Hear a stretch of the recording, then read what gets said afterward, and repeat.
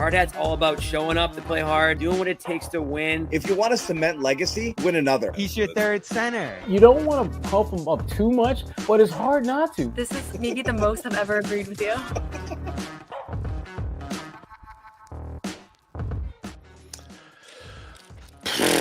What's going on, guys? Garden Report coming at you. 2:44 a.m.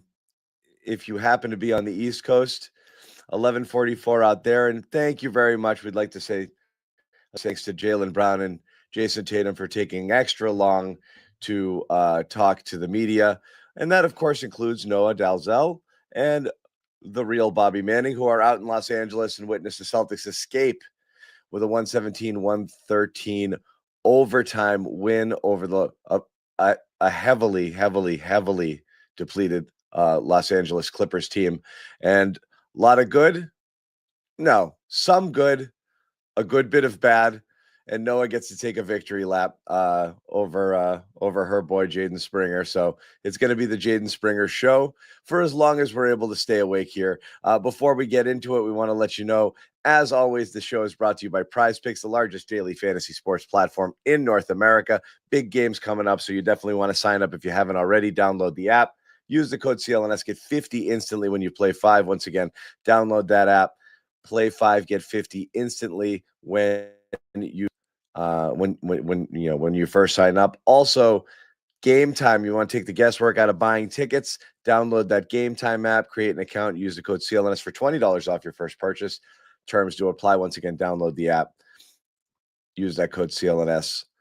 And you get $20 off your first purchase. Terms to apply. Guys, let's get into the game.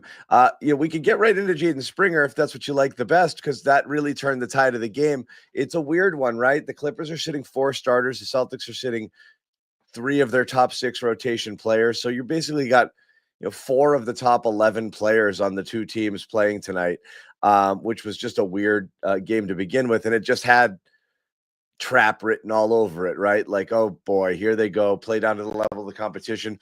They come out smoking. Offense looks good. Ball movement is good. Sam Hauser's hitting threes. Baylor freaking Shireman's getting first quarter minutes. Crazy things happening. Jaylen Brown, after not complaining, gets his first quarter minutes again, so he can set the tone. And things looked okay, and then it kind of fell off, and they were stuck in a weird rut for a couple of quarters, and then enter Jaden Springer, who completely turned the tide of the game, which is something I don't think any of us had on our bingo card. No, I don't think we ever had your mic. Sorry, I thought you were on mute before. Yeah, go ahead, Bobby. No, it's kind of crazy because that was the Springer substitution, John, was the real divergent point in this game. The Clippers were floating around 60% shooting for a lot of the game, and then they went like 7 for 20 something the rest of the way. I got the number here exactly. 5 for, what are we talking about here? It's something ridiculous. They forced 9 turnovers. It was like 5 for 21 shooting after that point until the late couple baskets that tied it off turnovers. And he's just playing with this confidence, and he missed a couple shots right away, but he just shocked me, John, because we've seen him so many times him come into games and just look like he doesn't belong.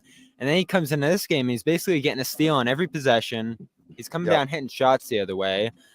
I couldn't believe it. And the way it swung the game was even more stunning. And I know you're going against some bench guys on the other side and guys who are probably a little more vulnerable to giving the ball up like that.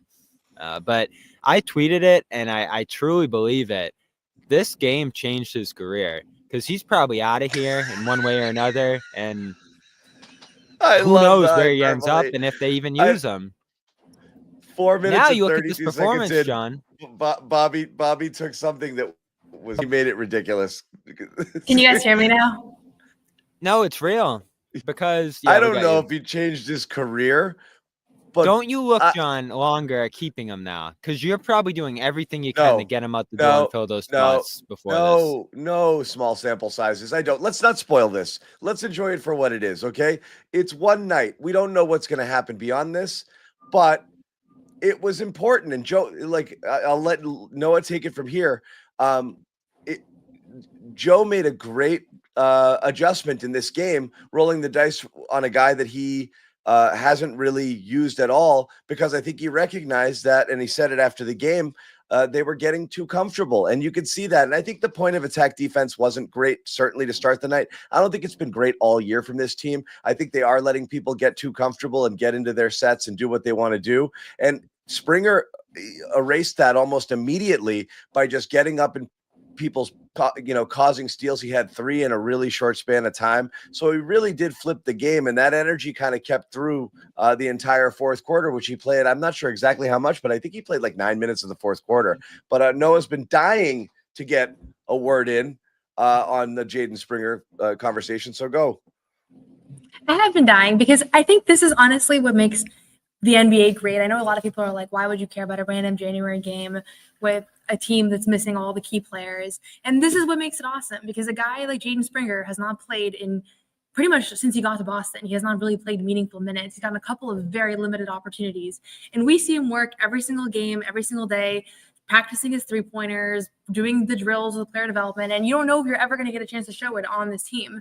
And I didn't think it was going to be tonight. He sure as hell couldn't have known it was going to be tonight, because nothing about tonight's situation was that unique, considering there's been other games. And Joe never tells anybody.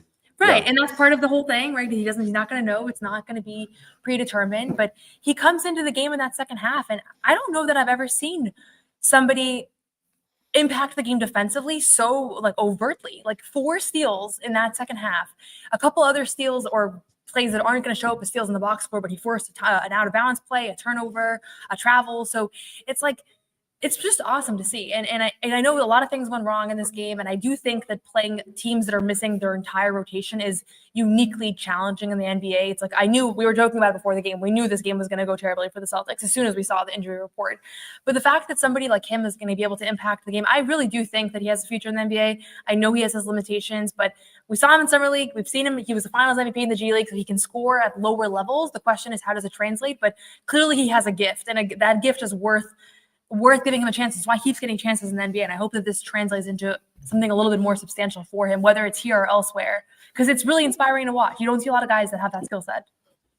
That's my point, that's John. the thing. Not that he's going to become a staple here, but you probably keep him now that you saw something. And if he goes elsewhere after this, he's probably just salary dumped. They probably don't use him either. And who knows? He's out of the league at that point, possibly. You saw that you can use him for something here, John. That's all I'm saying. It's not very. It's not something. I'm not saying he's about to become their 6th man. I'm saying he's probably going to stay here because he can do something for you. I know you're going to make me say negative things, and I don't want to. What I'm saying is, I think Joe Mazzulla knows full well that Jaden Springer can do this. It's just whatever other limitations he has, or his inability really to score at this level, or to be any factor at all on offense, limits how much you can play him in a game. If you've got your full lineup in here, you're still probably not using him, because you'll just play Holiday and White and just ask him to amp it up a little. Not going to be the minutes there, especially with Pritchard playing as much as he's playing in that backcourt. But tonight it was what else are we going to do? We got to try something. So you really needed to be down several guys to get that deep down the bench to give him an opportunity, and he made the most of it. In terms of whether he can translate to anything else down the road, I don't know, but it's a nice tool to have in the shed. If you say like, all right, I just need somebody to go in there, mix it up, and give me a little defensive energy, maybe he can get a spurt or two later on. I just don't know that it can translate to anything beyond tonight, and I wouldn't necessarily get our hopes up. But perhaps somebody else sees this, and we know how this went, and the chat's already on this right now, is Springer was supposedly the guy you were thinking about moving. Does this open the eyes? Does the one performance open some people's eyes and maybe make him more tradable or something? See, possibly. That's where I'm pumping the brakes. I don't think this is fooling anyone into him being anything from. Well, then I don't think it's going to fool Joe Mazzulla, who sees him every day. That's all I'm saying is I think they know what they have in him. Again, yeah. I think he turned from a guy that you're trying like hell to get rid of, as the reporting went before the season, to a guy that you're like, all right, he's 22. Let's keep him around. You probably keep him on a minimum after this year. I don't think that's it, Bobby. I think you've got two guards who are like elite defensively already. So Springer doesn't have much of a role here, especially when your third guard coming in off the bench is an offensive-minded player. Where you needed help was potentially at the wing spot. So it wasn't that they were trying like hell to get off of Springer. I think when Brad brought him in here, he liked a lot of the stuff that he could potentially bring. Right. And he was young and he was, and he was raw and he hadn't really gotten a chance. So he showed some of it tonight, but I'll ask you, Noah, like, can this translate to more? Is there a role on a fully healthy Celtics team? Is there a role for him going forward? Yeah, I mean, I just want to say, like, I understand that obviously we haven't seen him play all year and there's reasons for that. So nothing, he could have gone for 30 tonight and it shouldn't make us think, oh my God, this is the next great thing, because it's just one game, right? I always want to keep everything in perspective. That being said, for what it was, and I know we know that he has a defensive skill set. That's what he's known for. It's why he's in the NBA. It was more impressive than I would have even expected, because it's one thing to be known as a ball hawk. It's another thing to come into a game where the defense has been pretty abysmal and to force 6 turnovers in 8 minutes. That's pretty insane. Like, it's really like, it's like we watched a guy hit 10 threes or more. Like I know everybody's saying like, oh, he had 8 points, whatever. It wasn't about that. It's really rare to actually be able to take a guy who has the hot hand and completely force him out of rhythm. And he talked about it post-game about how all of a sudden they weren't calling plays for Kevin Porter Jr., right? So I'll keep it as what it is. It was a masterful defensive performance, which should get the come off the bench and scored 40 tonight. Seriously, I really do think that it's the same level of impressive. It's still 40? just one game. Would I love to see him? Sure, why not? If we're going to value defense, I mean, forcing that many. Yes. Yeah, I was running a lot of victory. I was name searching Jaden Springer on my Twitter hard tonight. My point though is I would love to see him get multiple opportunities against guys that are actually getting real substantial minutes in the NBA, because right before he got to Boston, he had a game where he shut down Luka and he had a great game against Steph Curry. And those were the few games that preceded the trade to from Philadelphia, and everybody was super excited about him. So I want to see him get more of an opportunity, just because he's been sitting there, he's been working hard, and why not? You can afford to give him a chance. And tonight they gave him a chance and it paid off. And I think that if you gave him multiple chances, you might be surprised. Well, I'm all for it. I have no agenda. Anything that helps or anything that works is great. And I don't think anybody should feel secure in their role, as we've already seen, whether it be, Holiday being sat down the stretch for Peyton Pritchard because that's the hotter and they liked what they saw from him later, or if they don't like the defense that they're getting from these guys and they're trying to protect the lead and they say, you go, get out there and do your thing. I'm fine for that. I'm fine with that. Again, we've talked about bench roles before, Bobby, and like what they do. And I quibble about this over this all the time, where everybody can't be a complete player. If they were, they'd be making $30 million a year and starting somewhere. So if you're going to have somebody, I like them to be specialists in some way. Either you have somebody who comes in who's a dead-eye shooter or instant offense, or in this case, a lockdown defensive specialist. That's good. I'd rather somebody with one elite skill set who's pretty average to below average at everything else than somebody who's just meh at everything. And that's a cool thing that Springer brings to the table, which is great. Another cool thing was how happy everybody was for him. You have this of Luke Cornett tackling him, the post-game interview, guys coming by. So there were some good vibes here, which the Celtics need, because Jason was really excited for him. Everyone's really excited, and even the wins that they've had have felt like slogs recently. Not, last game notwithstanding. But what happened, Noah? Are you all right? Yeah, just the lights turned off in here. Let me see if I can. Okay. While Noah's figuring out our light situation, we will hear from Jaden Springer here. To hit that three-pointer in overtime, and just in general to be trusted to take those threes. I mean, that was big, man. Shout out to JT. Saw me to rock in that corner, man. Knocked it down. What did Harden say to you? It looked like Harden said something to you on that field. What did he say? He be talking. That's my dog, man. We play together in Philly. He just talking. Did it feel that much sweeter to hit it in front of him? For sure. What's this process been like for you? Like, obviously, you're not getting opportunities for most of this year that you'd like, but just kind of staying prepared and, knowing like a night like this can pop up at any time, really. I mean, I feel like we train for this every day. Like, we got good staff. We working out every day, game situations. So I feel like we do as best as we can to prepare us for moments like this and staying ready. So that's what we focus on pretty much every day. What's it like to start to see your hard work pay off? It feels great, Like like you said, we here every day working. So to be able to see the benefits of the work you put in it's a great feeling, especially with all my teammates, my guys cheering me on, and it's amazing. Look, he's on point. He's on message. I'm just there, staying ready. He got the memo, and that's how you answer the questions. Then next game, we'll go right back to staying ready.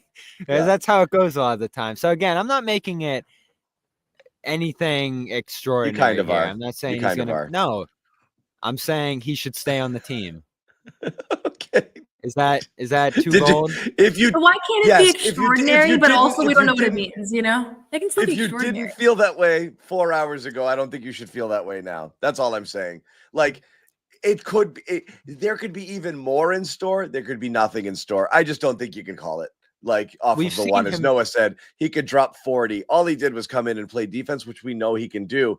The thing is, the game needed it. He didn't do anything we didn't think he could do. The game needed what he brings tonight, and he brought it, which was great. He was given an opportunity to go out there and do exactly what he's supposed to do, which is play your ass off on defense and bother the hell out of the ball carriers and get in people's faces and make life difficult, which we know he can do. There just hasn't been enough opportunity for him, and I don't know that there necessarily will be. No, there won't be a ton. But again, there doesn't need to be opportunity to keep him on the team. You keep him there as a specialist. You keep him as a low contract into the future, which you'll be able to retain him on in the free agency. What he didn't do here, that the chat thinks he did, is fool anyone into giving up a huge package for him at the deadline. If you're trading him, you are either moving him into a team, and there's only one team with salary cap space to take his contract on and just use his expiring money at the deadline, or you're sending picks with him to get off the money. So you're not moving him for anything here. And if you remember, when they got him from Philly, all they did was just take him on. Philly wanted to get rid of the money, and the Celtics just took him on. And there might have been some picks changing hands there that didn't really mean much, but you're not getting anything for him, so you might as well keep him, because I don't think they need 2 roster spots at the deadline here. And honestly, the more I think about it, John, they don't need a ton.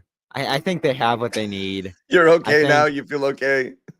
You feel okay with this team? I felt like they needed a wing, but again, is he going to play? Is that wing going to play? Is he even going to have a role? Because again, you think back to Tillman last year, and it was like, oh, here's a guy that can play for you, and it really didn't end up being the case. So, again, they should be looking. If there's a guy out there that they can get that doesn't cost much of anything, you have a roster spot, you might as well fill it. But I don't think they need a ton here. I don't know whether they need a ton. I just think everybody on their current team needs to play better. That's the key. Definitely. That's the key to success. And so we should get into the crunch what time you bring stuff in here. Yeah, not what you bring in here. So there's more about this game we want to talk about. There's also the ongoing issue of Jaylen Brown and what's going on in his mind and what's going on with his body. He was a little banged up after the game, and now talking about multiple rolls of his ankles and getting treatment and lots of different things here, which isn't great. But we'll get into Jaylen a little bit, because I think he continues to having story on this team right now. But before we do that, we're going to hear, is this it, Ahmed? NFC Garden Report? Yeah, I think so. We're going to hear about one of our sponsors, and that is, he's telling me yes or no. I think it is. We're going to hear from PrizePicks. The Garden Report is brought to you by PrizePicks, the best place to get real money sports action with over 10 million members and billions of dollars in awarded winning. PrizePicks has made daily fantasy sports accessible to all. Pick more or less on at least 2 players for a shot to win up to 1,000 times your cash. And you know what's coming. That's right. The big game is almost here, and it's now or never. Don't miss out on the last football game of the season with PrizePicks.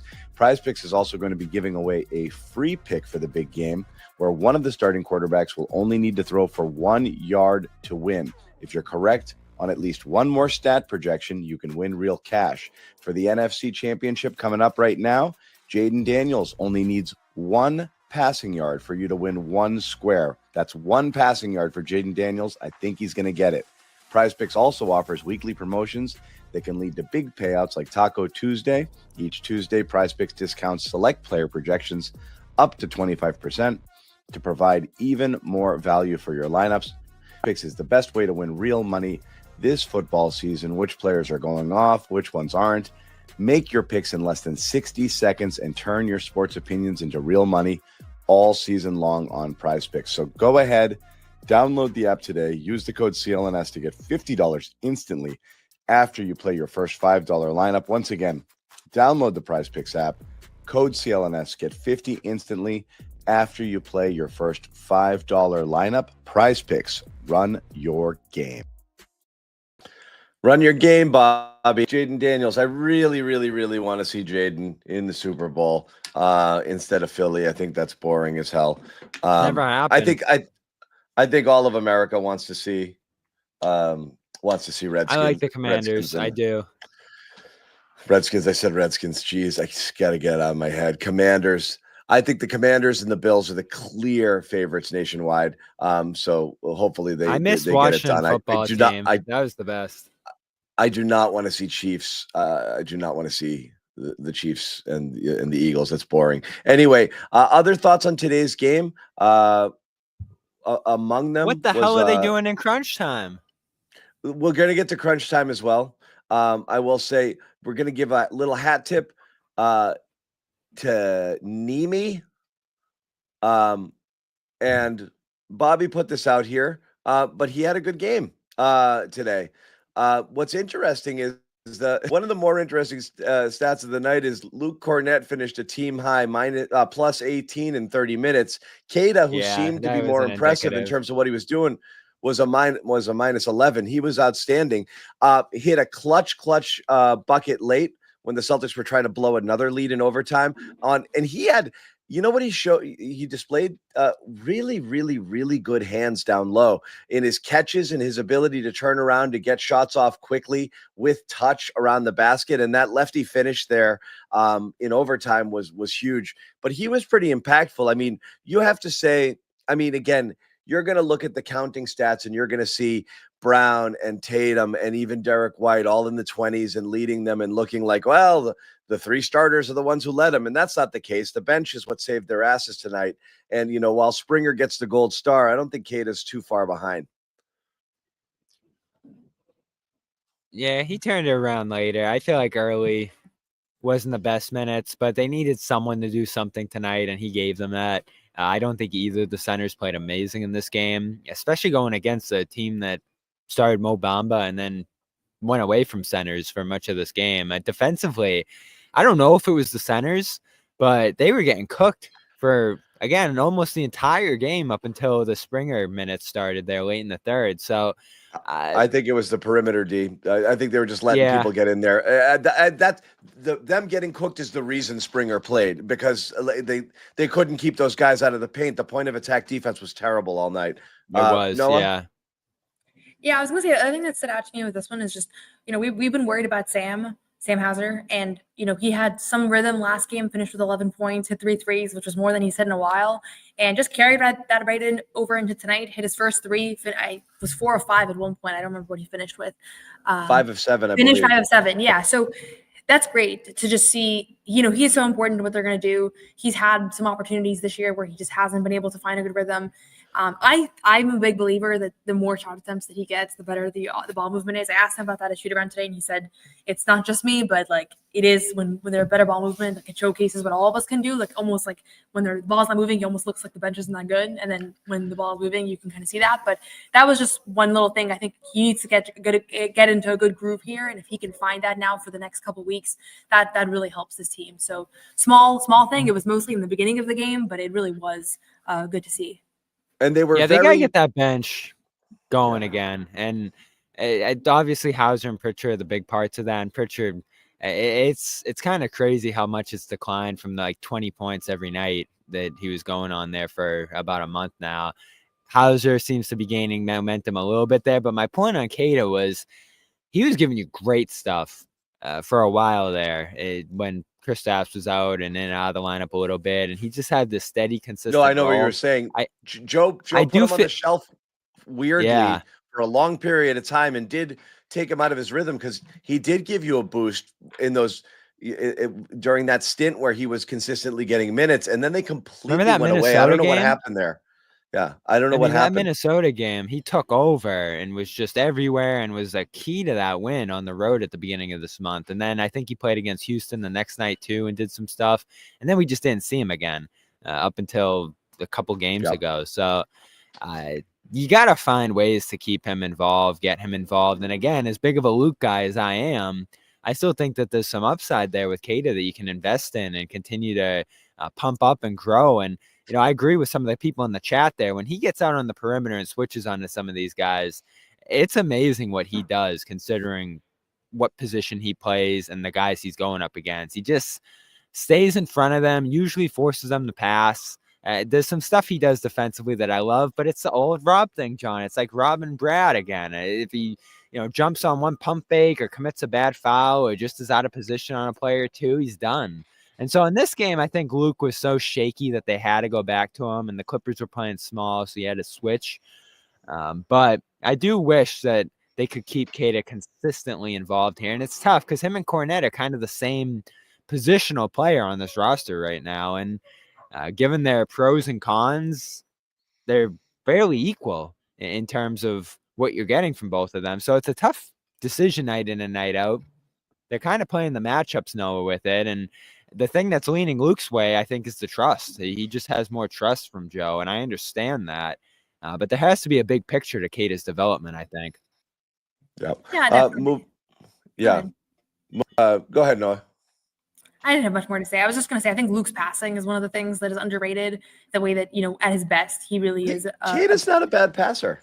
And I was just going to say, and I think of late, I've noticed that Keita is actually not a bad passer. And he clinched the game. I know, he wasn't the story, but he did hit that reverse layup that kind of clinched that one. Lefty up and under. Yeah. With the way things have been going in late game moments for the Celtics, that game was not over until he hit that layup. Like, that was a huge play. So credit to him for being ready. Yeah, I say again, sometimes he drifts, sometimes he gets a little out of position defensively, bites a little bit. Outside of that, I like a lot of what I see because he is coordinated. He can get out on switches. He does have really good hands. He gets the ball out of his hands really quickly on passes too, and he has a pretty deft touch around the rim. So it's not just kind of high flying stuff. There's again lots of Rob elements in his game, not nearly as the level. It's very Rob light. But the conversation continues to be the same, which is about trust, which is when he's lost in space, everyone and Joe sees it. I think his brain explodes. Like, can't have it. Got to get him out of there. And so you see that a lot. On the Hauser point, I wanted to go back to that, what Noah was talking about. It wasn't just the threes. They were very Hauser-y threes, right? Those like really great, quick, like catch and shoot. Like barely even touch the net. Just they looked so true. And it's just when he's in those grooves, you're shocked when he misses, but he's been so inconsistent and so cold this year. I just wasn't ready for it. And then you just see it and I'm like, that's right. He's supposed to hit all of these. Every good look, you expect him to go down there. So getting him back healthy and in rhythm, I think is huge, for these guys. So again, he started, but I'm kind of lumping him in with the bench people who all they all did their jobs, I think, Pritchard might have come out gunning a little bit too heavy with the 30-footers in the first half there and trying to go one-on-one against some bigger defenders. Had a difficult time getting his shot off sometimes. Got a little too dribbly. I think when he came in the game, he was like, they need me. Here I go. Got all crazy. And it was a little bit too much. Which is fair, considering how much it has worked this season. So he's going to have to... Yeah, he was like, shoot first and learn time. Here I go. And it was like, okay, just relax, dude. There's 4 other people out there. It turned into, some schoolyard stuff, but he pulled it together. Hauser, who started, I'm still lumping him on the bench stuff. Obviously Springer and Keita, who we talked about as well. Let's get to that late game stuff. And we're going to transition a little bit into Jalen. You guys outright, because if I say it first, everyone's going to yell at me, but did Jaylen Brown have a good game, a bad game, a mixed game? Bad game in the end. think it was a good game until the final minutes, and then he made some really terrible decisions. So I do think he played well throughout the game, but that's gonna, nobody's gonna remember that when really the last few and plays again, were so costly. you're looking at Atlanta Hawks vibes here with this, the way this goes down. But I mean, let's just break it down. It's a minute 3 left in the game. Clippers have the ball. They score. So now you're up 4. Brown misses a 12-footer. And that's that. They get a stop coming down, and then Brown gets it back, an offensive foul the next time through, and then gets trapped in the corner and throws a terrible pass that ends up with the transition layup going the other way with about 4 seconds left, and that's what sent the game to overtime. I mean, almost kind of a single-handed solo meltdown that negates everything, because he did come out hard charging early. He made some nice passes as well, so he did good things, and then all of that happened, and I'm not going to say completely negates all of it, but again, like Noah said, that's what you're going to remember. Yeah, Noah and I disagreed on the first thing, the timeout, because they try to get a timeout on the first turnover, and they couldn't get it. Wait, what do we disagree about, though? Whether they should have given it or not. It's you don't think they should have given it?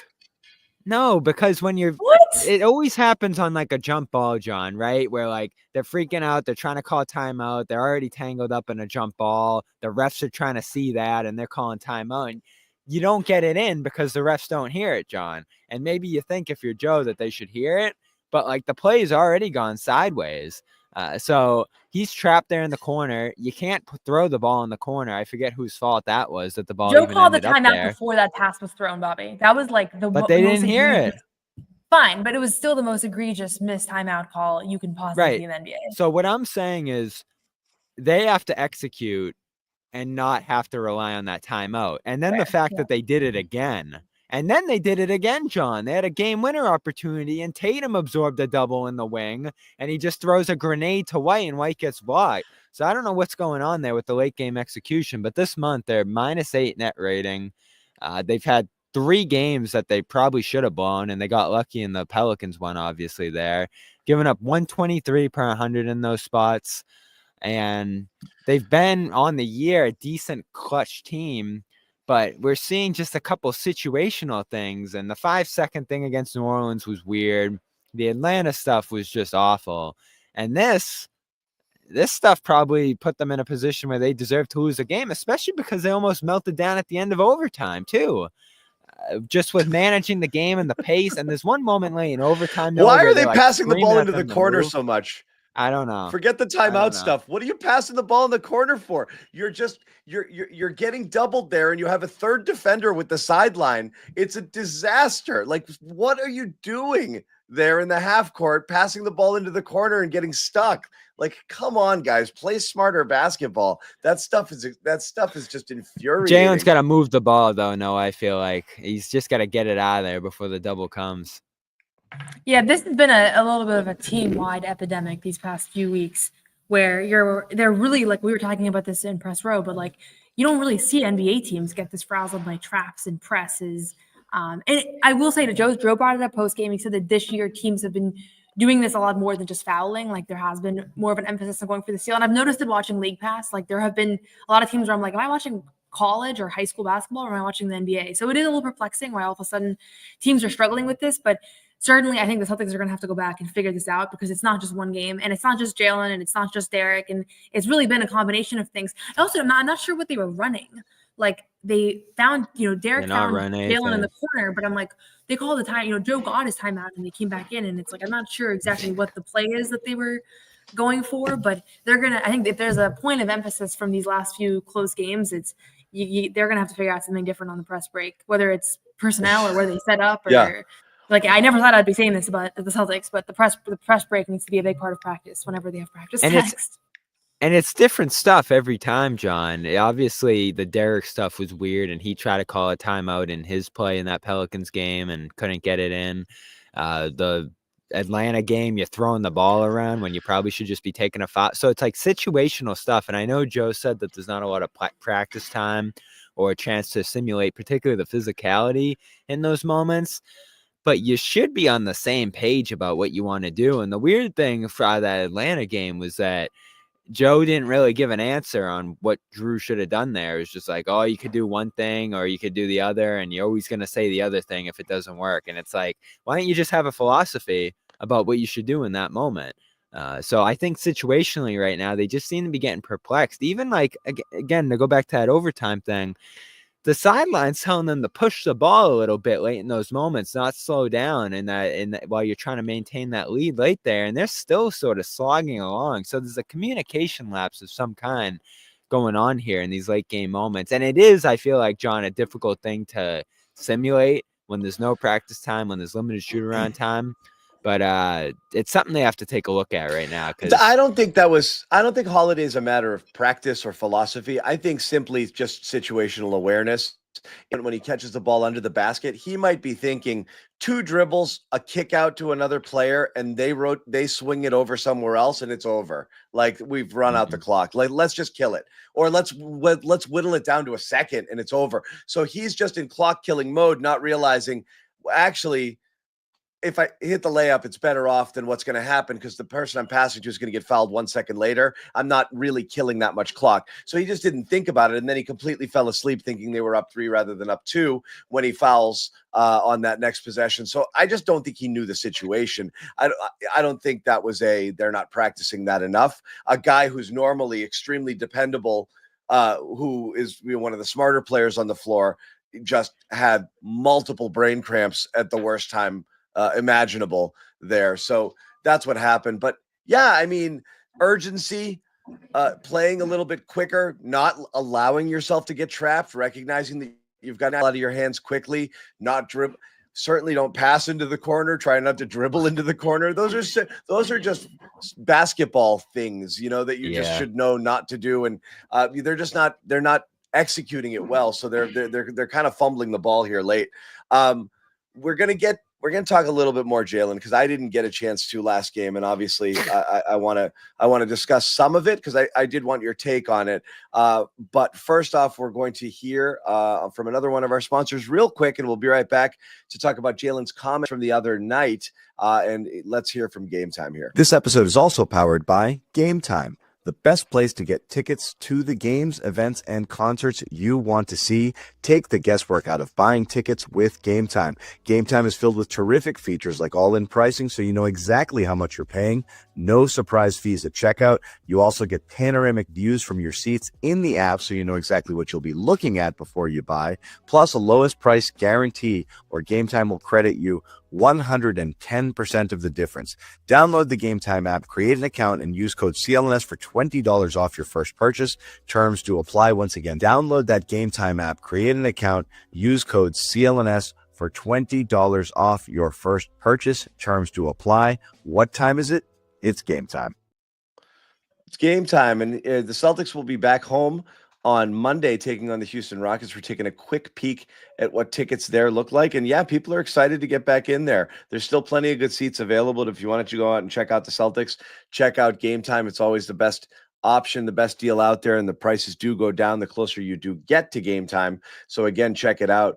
You can get in there for as little as $64 right now, which is pretty good, or some really, really good seats in the 200s as well. So again, you're interested in checking out Celtics or anything that's coming to your town, concert, comedy show, Game Time is the place for you. It's not just about sports. It's literally anything you want to get into. Check out Game Time, download the app, code CLNS, $20 off your first purchase. Guys, anything left over from this game before I go back? Go ahead. I'm just wondering. I want to leave it all. I don't want to leave anything on the table. No, I mean, again, everyone was on the Clippers.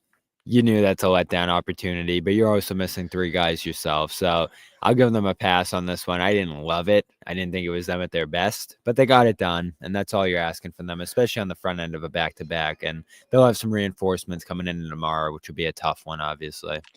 They did play with fire sitting all 3 of those guys, though, right? Like, you think that was, I mean, obviously, it was the right move.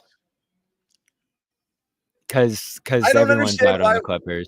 What's with this? Let's anymore, huh? They just don't do that.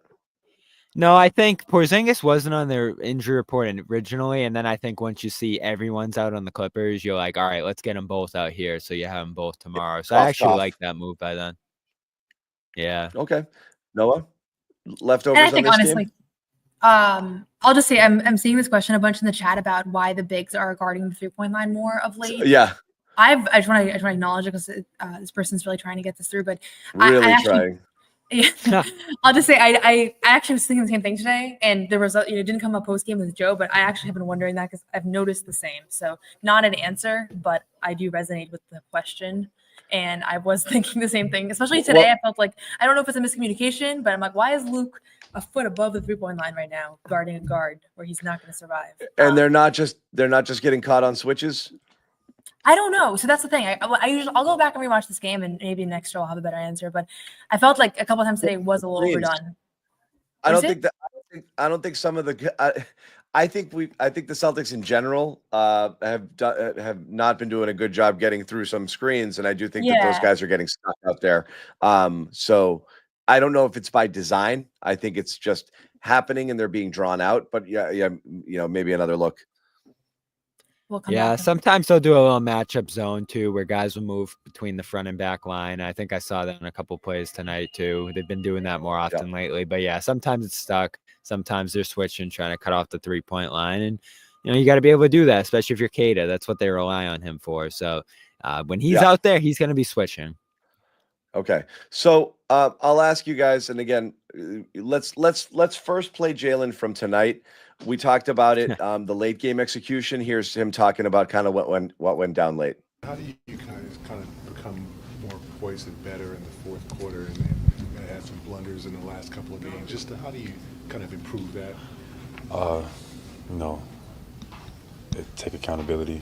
Look at the film and stuff like that, and just learn from our experiences. We had some turnovers late in the fourth quarter. It was, I guess some different coverages kind of the Clippers was throwing at us, but they did a good job of trapping us in the corners and stuff, and they made the game closer than it probably should have been. But we just gotta be better. Jalen, how have you and the group try to manage the grind of this season as well as absorbing everyone's best shot after coming off the championship? It's a mental challenge, but it's a physical one too. Just trying to be available each and every night. Through the physicality, through injuries and stuff like that, and just try to put your best foot forward. But it's a challenge, and we just got to continue to choose to meet that challenge every day. Very quickly, I want to ask you, because I'm tired of the best shot narrative. I've been tired of it all year. Other than the question. I understand, but we keep hearing it. Enough. It was hard. I used to hate it too. Because the other team played hard. And I was hoping they wouldn't play hard, but they did because they wanted to beat us. No shit. You know what I love? Tatum I get it. Goes, last year they were historically good. You think teams weren't getting up for the Celtics last year too? I know they're the champs, but come on. No, we've heard it in past seasons from them. They've been a top 2 or 3 team in the league for 6 years. Everyone knows when the Celtics are coming to town, you got to be what do you think? They're playing 3% harder because they won the title last year, 1%. Enough. I'm so tired of that narrative. Well, with that, we're losing because the other teams are playing us hard because they want to beat us. No, you know what Tatum says? The worst version of it is what Tatum says, where he goes, "Oh, they don't play like that against everybody else." I'm going to disagree. They get this question every day. They get this question every day. So no, but they'll bring it up too, Noah. They do it on their own too. Tatum has also brought up multiple times that he feels like he's been getting the team's best shots for a while now, for years now. So I've actually heard him. It's victim mentality. I also will say, I asked Steph Curry in Golden State. I asked him about what do people not understand about defending a title that players understand, and he was like, people literally spent all summer trying to figure out how to beat you, and they come out every single night with ready to execute that. So, but to John's point, why do you guys know better than that? Because no team spends an entire offseason game planning how to beat a team they're going to play twice. It's just not true. I'm sorry, it's not. You get a little bit more amped up because it's a rival. And you've all played sports. You're playing the crosstown rival. You get a little bit more jumped up. Like, oh, it's Brookline Newton North. We really want to beat them. Like, You didn't have to go there. you get a little bit more hyped. But come on, like this is all sports all the time. You have rivalries, teams that you have bad blood with. You get it up a little bit. Like there's no way a team is sitting there game planning. They got 82 games, but 2 are against Boston, and let me spend my whole offseason how am I going to beat those guys? Like, yeah, they want to beat them, but it's not worth mentioning over and over and over again. I'm going to go with all of the defending champs that have said that, though. Like, I don't think they're all lying. Yeah, because they all suffer from championship malaise and hangovers the next year. And it's a very convenient excuse of like why we're not playing as well because teams aren't repeating. It's like, well, everyone's gunning for us. Oh, okay. Like, and the fact that they would say it in years past. Don't win it. Don't bother. It's okay. You guys get a pass because everyone's playing hard this year. Okay. You guys don't have to excuse win them not playing well, but I do think it's context that's like valuable. I don't know. I think it's just we talk about narratives when they're negative. This is a narrative that they're creating that they should put aside. I'm tired of this narrative. That's all. That's all. And again, he was asked about it directly there, but I've heard it too many times this year for sure. Yeah. It's like I said, it's a bit of excuse making. Just do your thing. The other thing is, again, so something's not right with Jalen. Hasn't been. And again, everyone feels like now it's back to normal because Joe capitulated, recognized that Brown was not loving his new role, which looks a lot like the old role, except he's not shooting as well. But his substitution patterns were different. And Brown the other day talked about it to you guys in the locker room. Was it Golden State? Following the Golden State game. Here's that from the other night. Play a little deeper in the first quarter. I know there's been an adjustment for you this year, those rotations. I feel like it helped a little bit, mixing those up a little bit. Yeah. I mean, yeah, you could say that. I feel like I'm usually the one that set the tone for the team. So sometimes not being out there when we kind of have a sluggish start. I feel like at different times in my career, that's been me to help negate that. But different year, things get switching up, and things get switched up, and you just got to be all right with that. I don't really complain or anything. I just try to come out and be the best version of myself.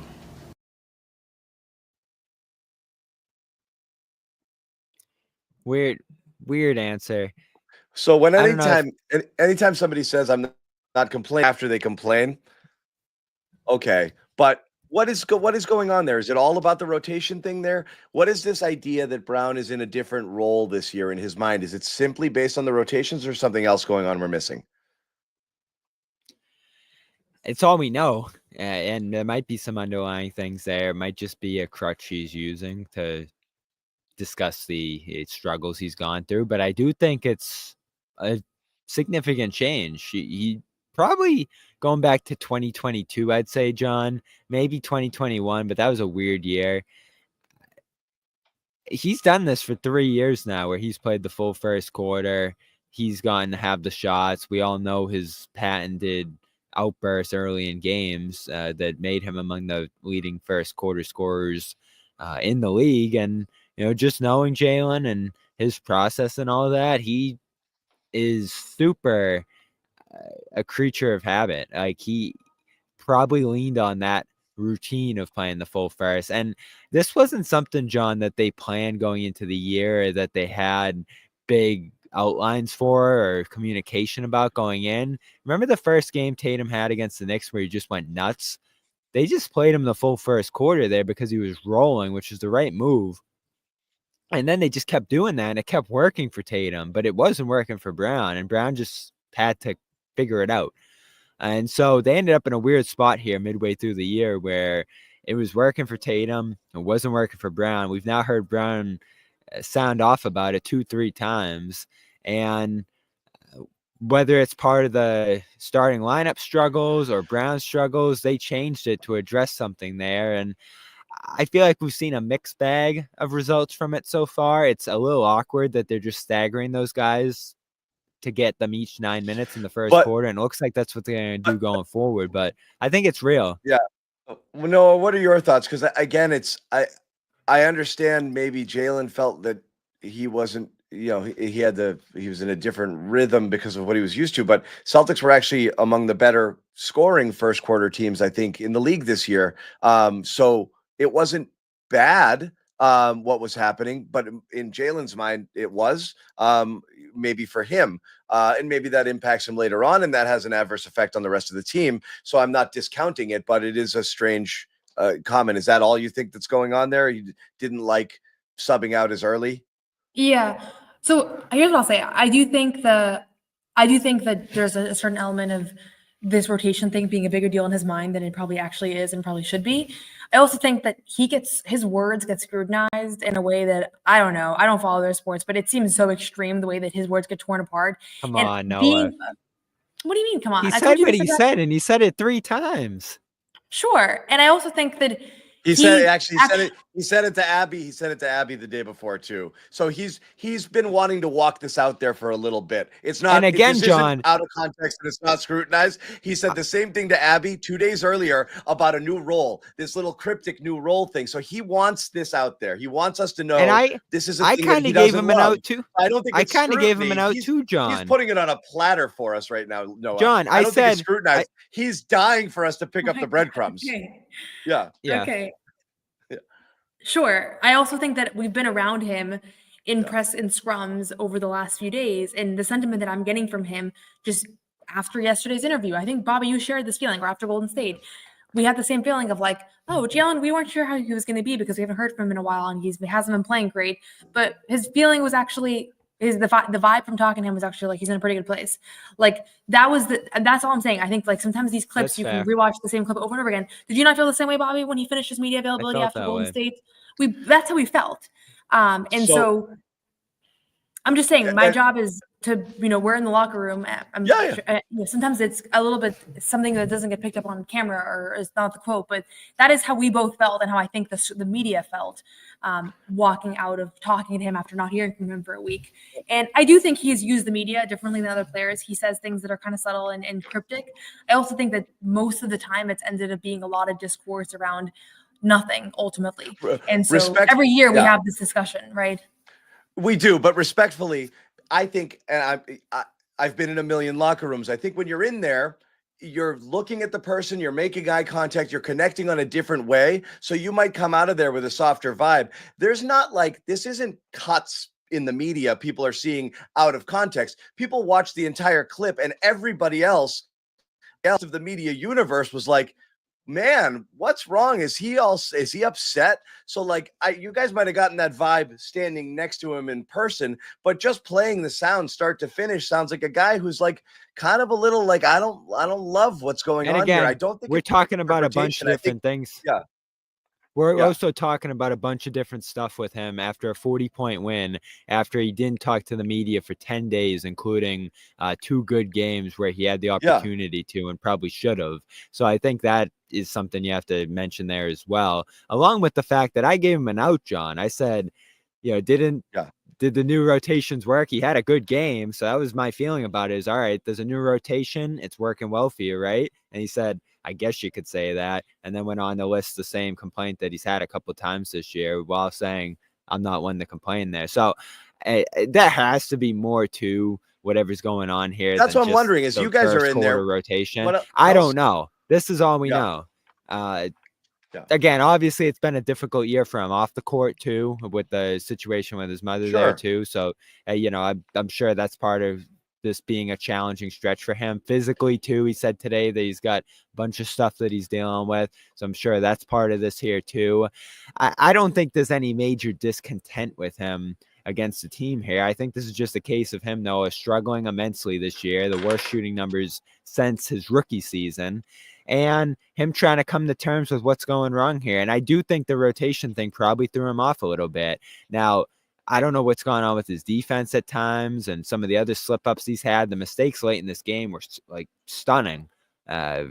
So he's got to find a way to get back on track here. And I will credit Joe, John, before making that attempt to settle things and get things right on that rotation front and try something new. Because again, That's they've good been coaching. struggling with that starting lineup.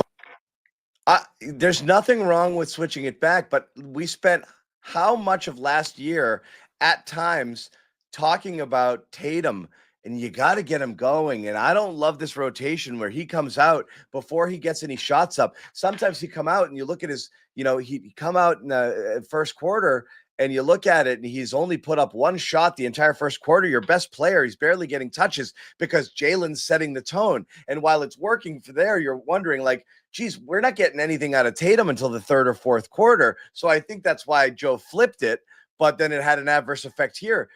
Shouldn't the two best players on the team be able to coexist and play and be effective without one being like, no, I have to play the whole first quarter. No, I do. Like Noah and I talked about this the whole Golden State game. Bizarre. Like, no, not just play.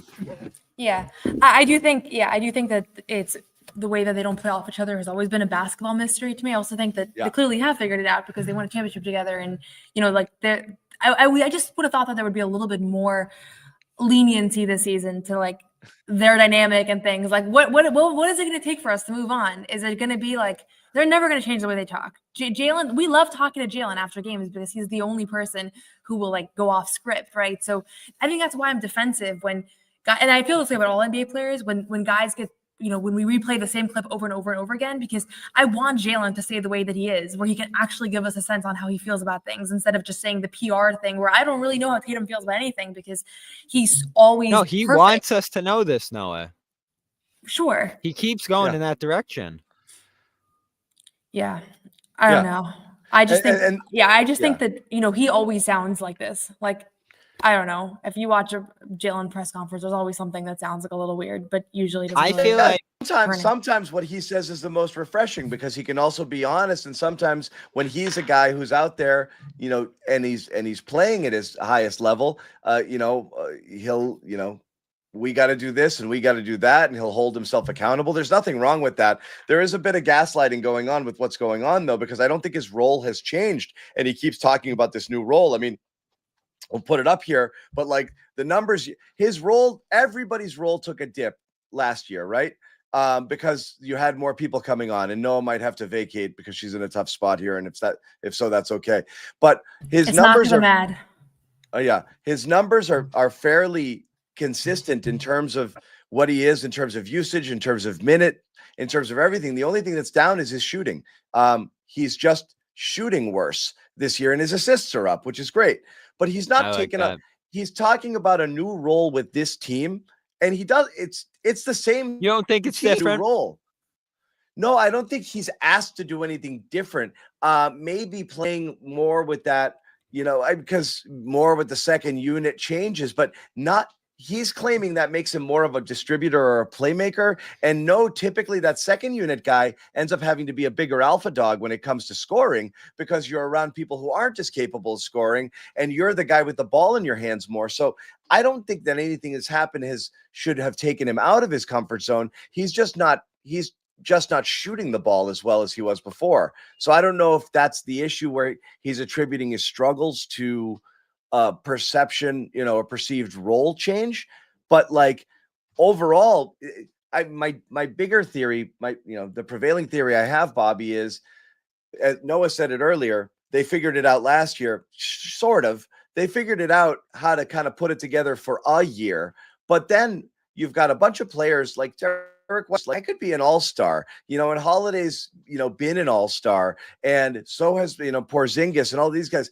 I'm not saying egos come into play, but like to continue to ask people to sacrifice year after year after year after year, especially people who are in the prime of their careers, is asking a lot. So when you're winning, everyone will be like, it was fine. It was worth it. Look how we won. But if you're not playing as well as a team, you can easily look and say, well, if you were using me differently, or if the ball was in my hands more, maybe things would be different. And so I think it's that inconsistency of the team also paired with his kind of underperformance based on his standards where he's been, at least in terms of scoring the basketball, that's maybe created this vibe of like, I don't like the role that I'm in this year or what I'm doing as much. Derek White's got to wonder about his role this year too, because I think that's a little bit ever changing. And I think we're spending a lot of time thinking about how to placate and Brown, which feels like a 2022 problem and shouldn't be a 2025 problem right now. We've seen them play at the highest level harmoniously, and for some reason they're not as connected this year. And I don't fully get it. Yeah, I'm willing to lean with him more than you are on the role change thing, because I do think that first quarter thing's more significant better than many would think as a playmaker. That's the point. Is like not only is his assists up, his total passes are up, and the quality of his passes are up. So I actually like what he's been doing in terms of being a little bit more of a playmaker. That's a positive you know what he thing. mentioned. You know what he mentioned is the fact that he's a tone setter early in a lot of these games, and things are going sideways in many early portions of these games, and then he comes off the floor 6 minutes in. So he's obviously part of things going wrong in that opening stretch, but he feels like he could fix those things if he could stay on the court longer. And maybe that's true. Again, he had enormous positive results early in these first quarters going back years. So I understand his perspective on that. And of course, Tatum, a clip we didn't play, was like, hey, I was used to playing half the first quarter, and now I'm adjusting to playing the full first quarter. So it's almost like, come on, like your rotations, your substitutions are changing a little bit here, but it's still basketball at the end of the day. And, I think that's easier for him to say, coming with the success and the amount of rhythm that he's been able to generate by playing full first quarters. And we praised Joe for that early in the year by figuring out this Tatum thing, John, is that you're not just pulling him off the floor 6 minutes in before you can get a rhythm going. But you know what the moral of the story is here? And you said it earlier. Who cares who's on the court when? You're going to be on the court a lot together anyway. And so for that first 6 minutes, can you get each other involved in actions a little bit? Can you pass to each other a little bit? I mean, John, they're down to 7 passes between each other a game this month. I noted it. It's unbelievable. I noticed it early. They had a great and tonight was exchange better. Early. Tonight they had was a better. Great exchange early with the give and go that set up a three where they passed back and forth. And when you see that, you're like, whoa. Yeah. So again, I know the number one thing you're going to hear when you ask about it is, oh, they're both being guarded by the best player. So why would they screen for each other? The two best defenders are just going to switch on each other. But there has to be more to it than that. And, they usually pass to each other like 10, 11 times a game. But this is extra low. And I think it reflects some of their issues this month, given the fact that before the Warriors game, John, they were last in passes in the league to begin this month. Dead last. And so they're not moving the ball. They're not getting guys involved a ton prior to these last 2 games. And you know what? I think these last 2 games have been better offensively for them. Brown, Tatum, everyone included.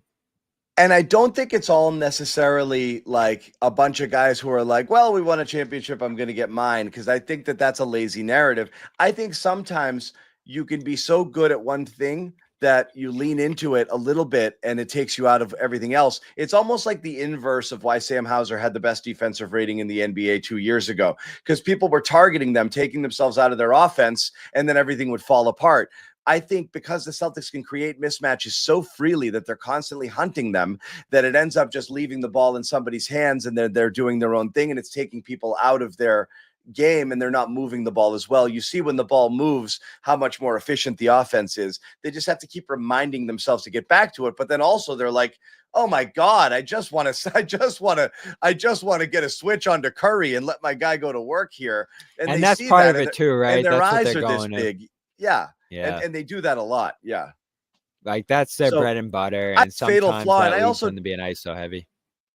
Yeah. And I don't actually care if he is grumpy about it and the fixes it, because everyone's different. I don't think athletes in all sports should be super worried about their roles. I think, baseball players are particularly pitchers, very nitpicky about it. Like, I need to know if I'm going in the 7th or 8th. Just go throw strikes, dude. But there's other people who do it. You don't have it in football as much. You're running in and off the field, and when it's your turn, you just Jalen's get patted on the ass about and sent his out routine. there. So he's got a routine. So everyone's a little different. If it fixes it, fine. That's great. You don't want to do it at the expense of something else. But if it fixes the starting lineup issues, gets him back into rhythm.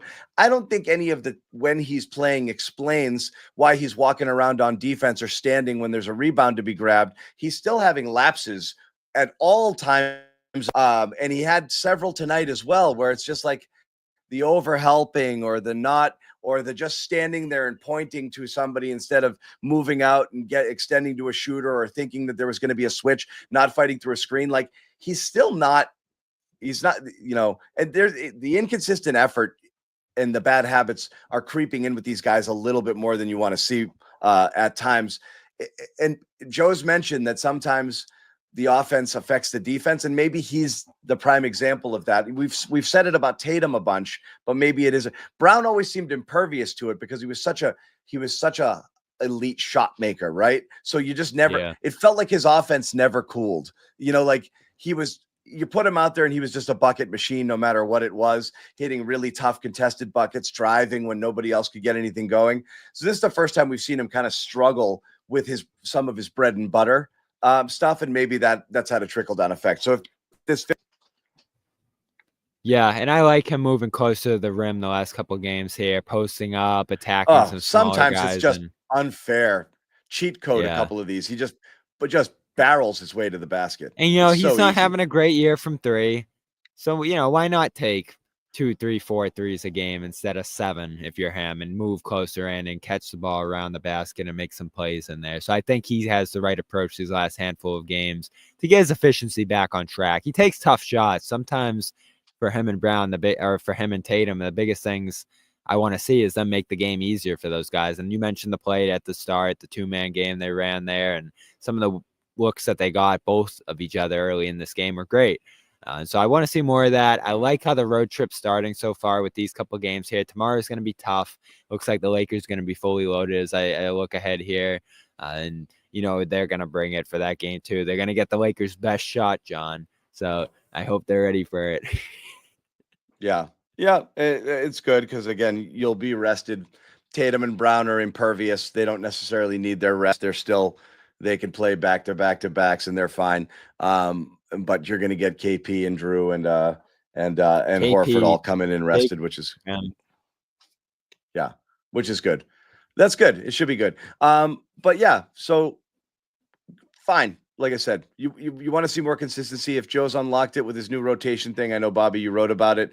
You can check that out on clnsmedia.com. If you don't follow us already, you should, both on Twitter, Blue Sky. We're a lot more active there as well now. And also subscribe to our YouTube channel and give us a like. We like that. And, turn on your notifications. You'll be notified when we go live. Every time we do, or when a new video pops up. There's tons of them, not just the Garden Report, but a lot of other great Celtics content here at CLNS Media. Once again, the media defeat the Los Angeles Clippers to move to 31-13 on the season. First back-to-back wins, Bobby, since early January. It's like January 4th, which is strange. Wolves and Rockets, right? Wolves Rockets. Yep, exactly. As we said, we are back at it with another late one. It is 3:52 a.m. and I'm furious about it, but there's nothing I can do. So at least you get to go to sleep and wake up in the same city and go cover a game tomorrow. Luckily, you're not on the road for it. In a different arena. Very cool arena. The arena experience was awesome. The crowd was bad and mostly Celtics here. But if this thing works out and they can fill this place out and get a real fan base, I think they got the right idea going. And I walked up the wall before the game, and it was a challenge. That whole thing was pretty cool up there. And then you get up to the top and see the view. We're going to have a video coming. I took a lot of video inside and around the arena, so check that out tomorrow. Tony, you were at this game? Yeah. Send us a picture of you with a hard hat, please. Shout out to Robbie too, with the Navy. Guy with the Navy says he's a big fan of us, so appreciate him saying hello today here as well. A lot of Celtics fans in the building as always. Yeah, totally. Thank you guys for hanging out, and we do appreciate it. 4 a.m. John, damn. I know the Garden Report doesn't sleep.